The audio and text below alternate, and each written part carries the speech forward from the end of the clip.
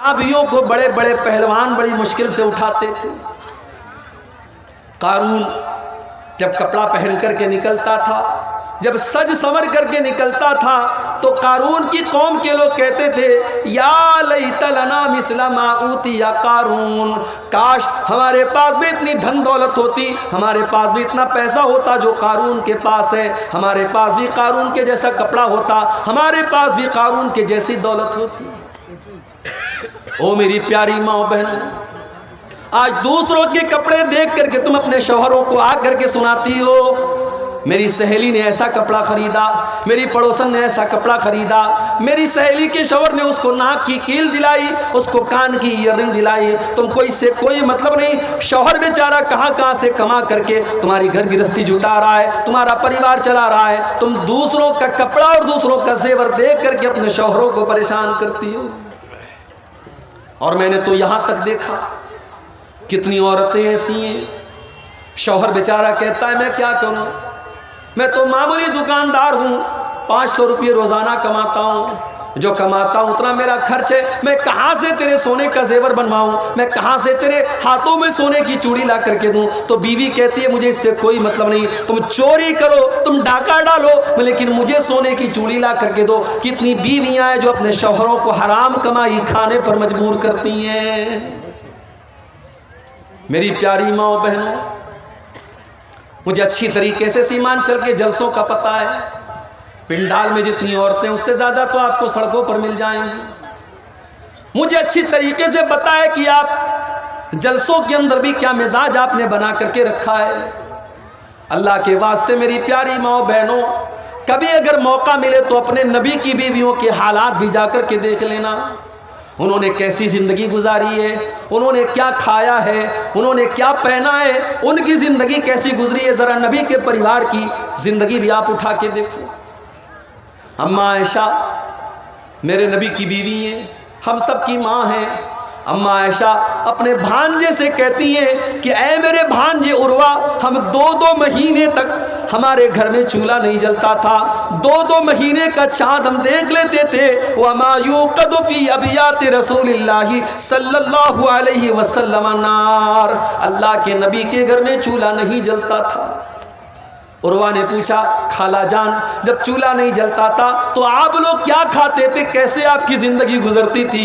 اماں عائشہ فرماتی ہیں الاسودان التمر والماء، اے میرے بھانجے ہم کھجور کھا لیتے تھے اور پانی پی لیتے تھے اور اسی پر گزارا کر لیا کرتے تھے۔ بڑی قربانیاں دی ہیں نبی کے گھر والوں نے، فاقے کیے ہیں، بھوکے رہے ہیں۔ ذرا نبی کے کمروں کا حال دیکھو۔ میں جب سیمانچل میں آج ایک مدرسے میں گیا، دیکھا کہ 300 بچیاں پڑھ رہی ہیں، مدرسہ چھوٹا سا ہے، ٹین کا شیڈ ہے، مٹی کا فرش ہے۔ میں نے دیکھا کہ آج کے دور میں جب لوگوں کے پاس اتنے شاندار مکان ہیں، آج بھی بہار کے اور سیمانچل کے اندر ایسے مدرسے چل رہے ہیں، یہ کتنی بڑی بات ہے۔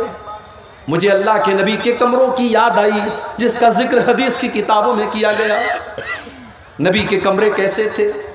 حدیث میں آتا ہے مٹی کا فرش ہوتا تھا، کھجور کے پتوں کا اور کھجور کے درختوں کا پلر ہوتا تھا اور اس کا چھپر ہوتا تھا، ایک معمولی سا ٹاٹ کا پردہ لٹکا رہتا تھا، اور چھت کی ہائٹ اتنی کم تھی کہ اگر ہاتھ اٹھایا جائے تو ہاتھ چھت سے ٹچ کر جاتا تھا۔ یہ چھوٹے چھوٹے کمرے تھے، یہ پیارے نبی کا کمرہ ہوتا تھا۔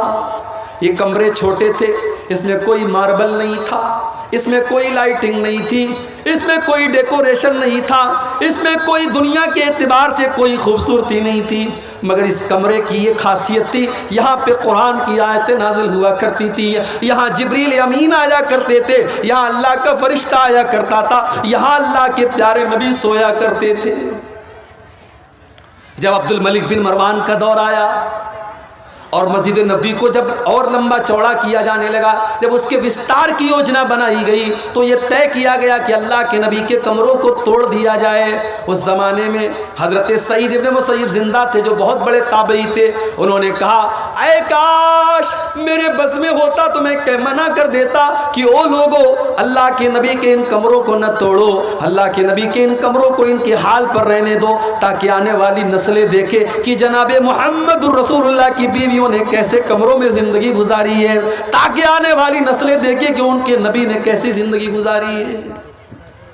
وہ میری پیاری ماں بہنوں، آج آپ کے اندر صبر نہیں ہے، آج آپ کے اندر قناعت نہیں ہے، آج شوہر کو حرام کمائی کھانے پر آپ مجبور کر رہی ہیں، آج دوسروں کا ناخن آج دیکھ کر کے، گنجوں کو دیکھ کر کے کہا جاتا ہے کہ دوسروں کو ناخن نکل جاتا ہے، آج وہ حالات ہمارے ہو گئے۔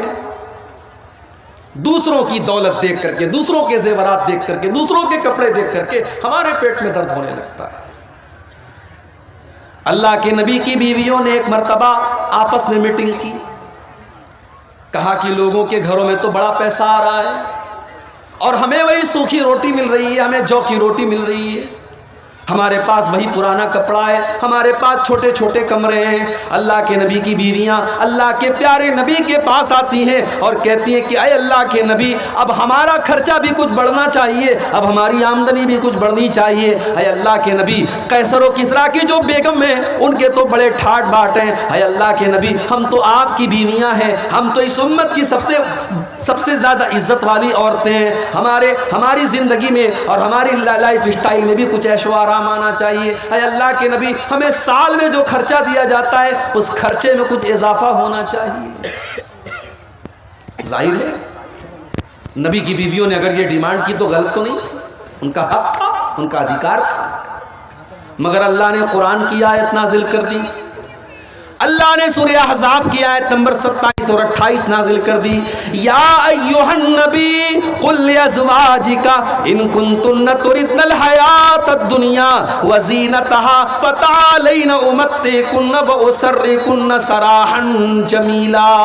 اے نبی اپنی بیویوں سے کہہ دو اگر تمہیں دنیا چاہیے، دنیا کی چکا چوند چاہیے، دنیا کی دولت چاہیے، دنیا کا کپڑا لتا چاہیے، دنیا کا زیور چاہیے تو آ جاؤ، میں تم کو طلاق دے دیتا ہوں اور تم کو دنیا کی دولت دے دیتا ہوں، پھر تم نبی کے گھر میں نہیں رہ سکتی، تم نبی کے ساتھ نہیں رہ سکتی۔ وَإِن كُنتُنَّ تُرِدْنَ اللَّهَ وَرَسُولَهُ وَالدَّارَ الْآخِرَةَ فَإِنَّ اللَّهَ أَعَدَّ لِلْمُحْسِنَاتِ مِنكُنَّ أَجْرًا عَظِيمًا۔ لیکن اگر تمہیں اللہ سے محبت ہے، رسول سے محبت ہے اور آخرت میں اپنا گھر بنانا چاہتی ہو تو جیسے نبی کے گھر میں زندگی گزر رہی ہے ویسی زندگی گزارو اور کاٹ لو، اللہ تم کو جنت عطا فرمائے گا۔ جب یہ دو آیتیں نازل ہوئیں، اللہ کے پیارے نبی اپنی سب سے محبوب بیوی حضرت عائشہ کے پاس آئے، اے عائشہ تم سے ایک بات پوچھنا چاہتا ہوں، سوچ سمجھ کے تم جواب دینا، کوئی جلدی نہیں ہے، ہو سکے تو اپنے ماں باپ سے مشورہ کر لینا، اپنے ماں باپ سے پوچھ کر کے جواب دینا، لیکن سوچ سمجھ کر کے جواب دینا۔ اے اللہ کے نبی کیا بات ہے، اتنا سسپینس کیوں ہے، یہ آپ اتنی شرائط کیوں لگا رہے ہیں، آخر بات کیا ہے مجھے بتائیے۔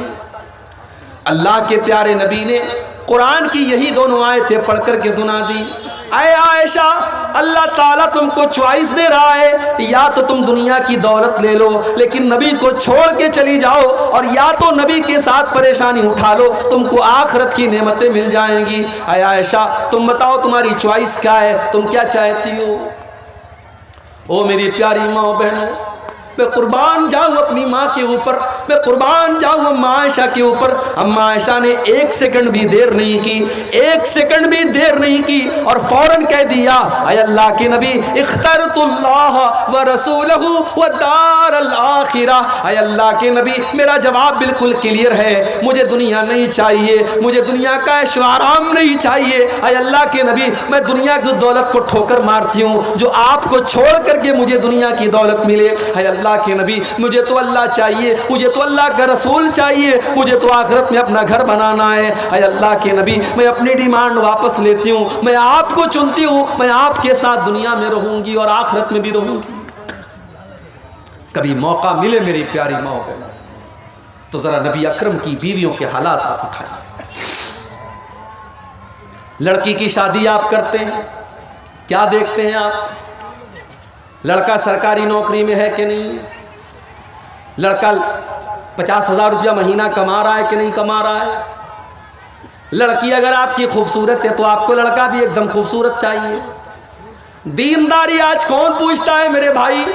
آج دیندار لڑکے بیچارے پریشان ہیں, ان کے رشتے نہیں مل رہے ہیں. دیندار لڑکیاں پریشان ہیں, ان کے لیے رشتے نہیں مل رہے ہیں. لڑکوں کی ڈیمانڈ کہ لمبا چوڑا جہیز ملنا چاہیے, اور لڑکی والوں کی ڈیمانڈ کہ سرکاری نوکری والا اور اچھا کمانے والا اور لاکھوں کمانے والا داماد چاہیے. او لوگو, ذرا نبی کے چاروں داماد کے حالات بھی پڑھ لینا.